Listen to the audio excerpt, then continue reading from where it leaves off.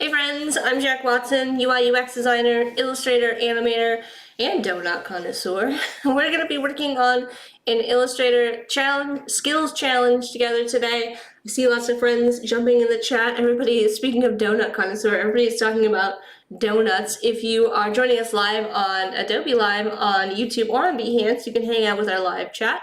Today I'll be showing you how to create metaballs in Illustrator. Metaballs, that's actually a name for blobby shapes that kind of stick together and form like a stretchy bond when they're close together. The name and concept actually comes from a 3D rendering technique, and you could actually add a 3D inflate to today's challenge to give them even more dimension. We'll look at that if we have time. So there are links in the description below this video, including a link to download your free resources to create with us. It looks like our mod, Idara, has also thrown that link in the chat for you. Our starter file today has a grid in it. So we've got this grid set up for you. We're going to be making a pattern, so we're going to be using this grid of guides to set things up. The guides here, these magenta lines, they don't actually save out with your file. They're just there for your reference. So when you export, you're not going to see those. We're just going to kind of use them to line things up. We're going to be making a pattern and using recolor to experiment with different color palettes. So I've got some color terms off to the side in your starter file as well, just as a refresher as we're going along for your reference if you're working with us today. So to get started, I'm going to go ahead and I'm going to switch to the Ellipse tool. You can find all of your shapes. If you click and hold on the shape menu down here, you're going to click and hold, it's going to give you a little sub-menu. We can navigate down to Ellipse. You could do this with any shapes. In fact, you could do this with text as well. If you are a bit of a more advanced user and you wanted to create some text and expand it out, you could try this technique with that as well. And also another tip for today, since we're using the guides, it's gonna be easier. You don't have to do this, it's just a personal preference. I like to go under view and have smart guides enabled so that when we kind of zoom in here, you can see as I kind of move my cursor over my grid here, it's going to align with these little corners and kind of help us snap in place. So I'm gonna start by hovering over the top corner here and drag, and you can see if I just kind of drag around, it's going to create this kind of oval shape. You can create any kind of shape you want, but I'm going to hold down Shift, and that's going to constrain it to a circle. I'm going to be working with ellipses today, so I'm just going to drag that circle until we fill that entire grid space, and I'm just going to do that a couple of times so I have a few shapes to kind of work with to get started. I could copy and paste these, but sometimes it's just easier to draw them out. We don't need to. We've got our smart guides on, so it makes it easier for us. Okay, so I've got a bunch of shapes in here now. The next thing that I need to do is I need to merge these shapes kind of together into a shape that acts as if it's one shape. So if we go over to our layers panel here, I'm going to drag this out so it's a little bit easier to see. And if we open up our layers panel, we can see our ellipses are all individual shapes as I click and select them using the Shift tool to select multiples at once. And if I select all of the shapes that I want to merge into this like metaball shape, so I'll select these three here. So you can see in my layers panel, they all highlight. I'm going to right click and I'm going to say make compound path. And when I do that, all of those shapes become a single compound path all together. So they all kind of behave as a single shape. And that's going to be super important in order for this trick to work. You have to make sure that you make that compound path. Okay, and then from there, we're going to need to add an offset path. And in the past, we've used object path offset in previous challenges, and that makes a separate shape. So you kind of, it takes your original circles and makes like a separate offset shape. We don't want to use that today. There's actually two ways to add an offset path, this way and under the effects panel. So if we go to effect, path, offset path, this is what we're going to be using today because we actually want to stack instances of our effects. So we want to have multiple offset path effects in order for this to work. So getting started here, you can see in the offset path by default, it's just kind of added an offset of 10. I'm actually going to bring this to the front so it's a little bit easier to see what's happening here. So I'm going to go to Effect, Path, Offset Path, And I'm just going to increase using the arrows, or you could type it in. I'm going to increase the value, and you have to make sure that you at least get it to this point, to where all of the shapes are touching. You want to have all of them touching, because that's going to, you can see when they touch, they join together and create a kind of singular blob together. And don't be afraid to go big here. Keep going. Make it, you know, go up all the way to 60 or 70 pixels. It's going to depend on, you know, what your personal preference is. So we're going to go with 60, and I'm going to hit OK. Well, actually, before I hit OK, there's one other thing that I want to mention. The joins here. The joins right here is set to miter, and a miter joint is like it makes like a corner joint essentially. We want to change that to be a round joint, and that's not going to come into play quite yet. Nothing's going to change visually, but when we add our next effect, you're going to see how that round comes into play. So we're going to say, okay, and now we've got our shape here. Now we're going to go up to effect, and you can see Illustrator's kind of saved this up here. Your most recent effect gets saved at the top. But you could also go down here and you could add it if you didn't see it from the top down here as well. But if we click on this one, it's actually going to give us a little warning, and it's going to say, hey, are you sure you want to do this? Normally when you add multiple instances of an effect, it can have strange results. It can kind of compound the effect, and you don't usually want to do that. In this case, though, we actually do want to do that. So I'm going to hit apply new effect, say I want to actually do that. All right, so you'll see that it kept my offset value because I re-added that same effect that was kind of stored in that like effects history at the top of the effects dropdown. In this case, though, I want to actually go into the negative. So I'm going to go here and say we added an effect that was 60, right? If we add an effect that's negative 60, it's going to do the exact opposite and give us kind of our original shapes, theoretically. So if I add a minus, you're going to start to notice that these shapes are kind of blobbing together. I actually think I might need to decrease this a little bit. Oh no, I'm visually getting lost because I'm thinking these are the shapes that are joining, but it's actually these. So you can see, I'm going to change this to miter just for a sec. So you can see when I have a miter chosen, it's actually making those points, those square or like corner joins. I'm going to change it to round. When I do that, with negative 60, you can see that it's pulled my original shapes back to the original size of those circles, and in between all of these, it's added those like sticky pulling joined blobs. So I'm going to hit OK. It's a great description. I'm actually going to hide these for a sec, so we're just looking at this. So now you can see we've got this weird shape here. So why is this happening? When we made a compound path, we told Illustrator these are all one shape. And when we added the larger offset, if I actually go into my appearance panel and hide that, we can look at our larger offset. We can see that we made one big overlapping shape. Illustrator treats this as if it's one shape. So when we add the second one, it's actually using that large shape to make the smaller shape. We're no longer think of it as no longer being those individual circles. The offset that makes the larger shape is our new shape. And so we add the second one, it's actually like, hey, I'm going to offset this original shape. So those shapes stay connected into a smaller shape. So it's a little bit complex. Let me know if you're staying with me. So we've got one set of metaballs. I'm actually going to keep it simple, and we're just going to copy and paste this shape. So Command C and Command V, Command or Control depending on what operating system you're on. That's going to copy and paste. Holding down Shift with the selection tool, I'm going to rotate by hovering over the corner until I get something that's flipped 180 degrees. And then we're just going to drag it using our smart guides right into place. So now we've got these kind of interlocking blobby metaballs here. And I'm going to unhide these. We don't actually need these anymore. Some of these are going to be duplicates, the original kind of shapes that I made here. Since I've got this one's actually behind my original shape.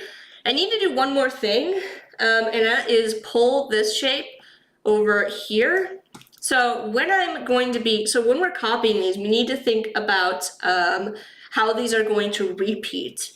So we're going to use a repeat grid, and if I just kind of do it manually here for a sec, if I select all of these shapes, hit Command C and Command V, and we kind of put it into place, you can see how these are going to stack together as they move across. So this is kind of a way to you know, get an idea and make sure you've got your it's kind of thinking about making a pattern tile before you make it. But you can always kind of undo after you make the object repeat grid and adjust as needed. So I'm gonna do one more thing.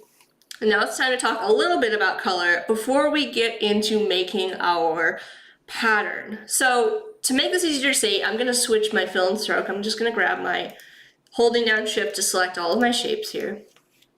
I'm gonna go over here, I'm gonna swap the fill and strokes. Now these are black, so they're a little bit easier to see, right? And I'm gonna click to bring the stroke to the front and remove that. So we've just got, you know, the fills. So I'm only working with fills. If you wanna work with a stroke applied, feel free to.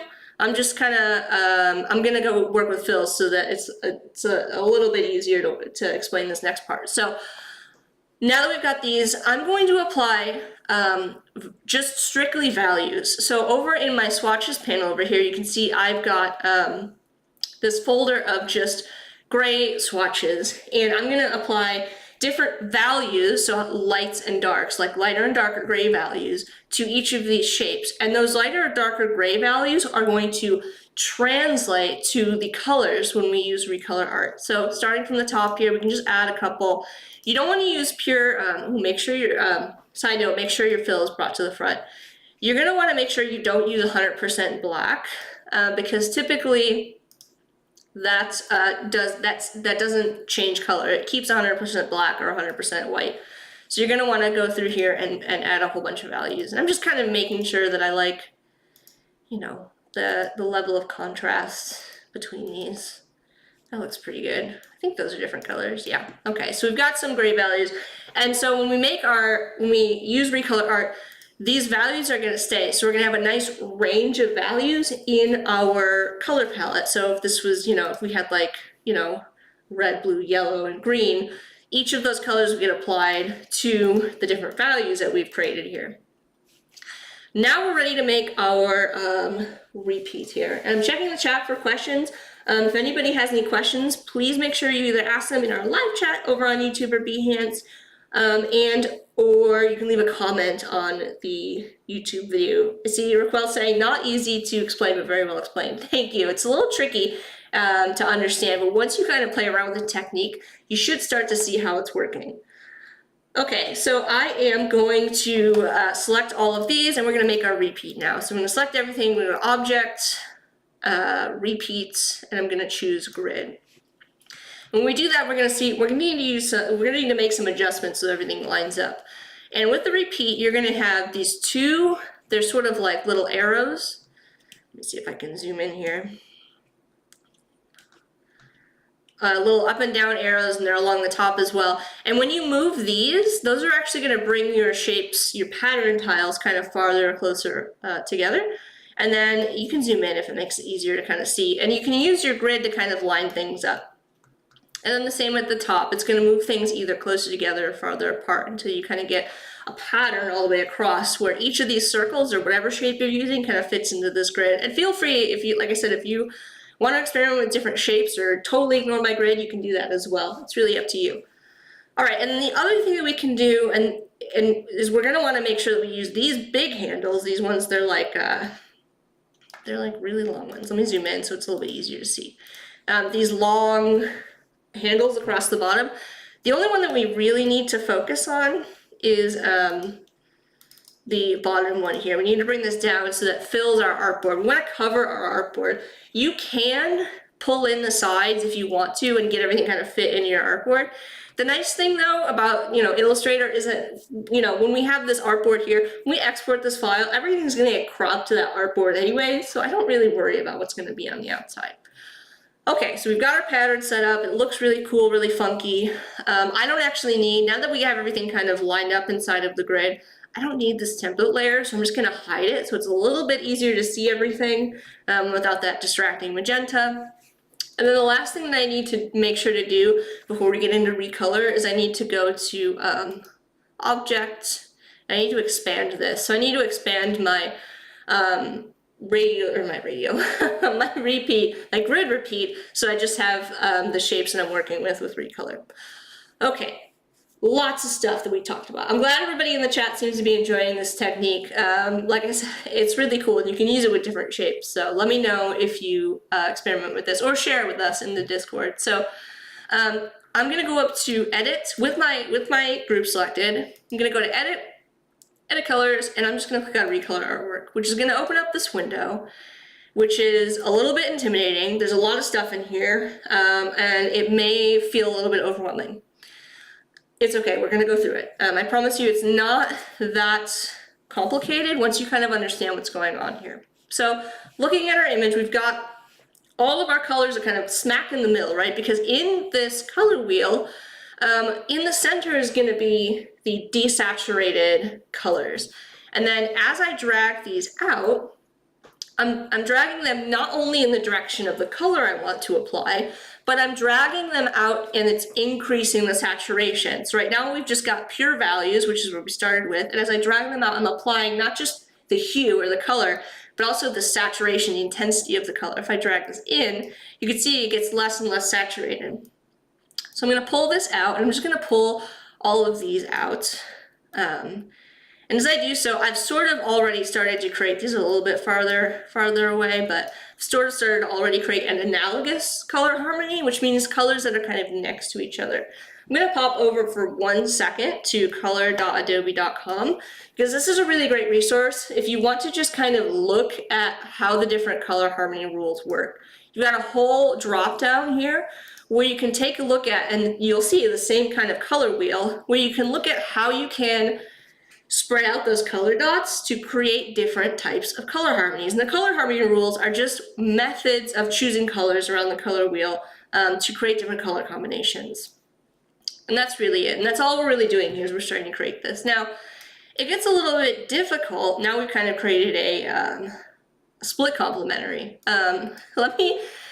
I find personally that it's a little bit easier if you unlink the color harmonies, and this makes it a little bit easier to kind of say, okay, I want to create, let's say we want to create a complementary. So complementary colors are directly across from each other on the color wheel. So let me re-lock these and we'll rotate them around. So you can see as I do that, I can rotate this complementary color palette around, and it's saying, it's keeping, like, I've got those two greens and the two kind of pink purples right opposite each other.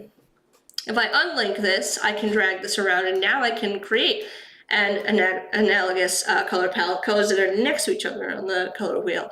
We can also create what's called a split complementary. So a split complementary is if we have a complementary color palette right across from each other, and we say, I want to have 3 colors, that's, 3 colors, even though I've got 4 circles, I can kind of like align them, right? So now this is a split complementary. We've got 2 different colors across and split from our color down here. So we've got red, and then we've got kind of like an analogous, because the colors are next to each other on the color wheel.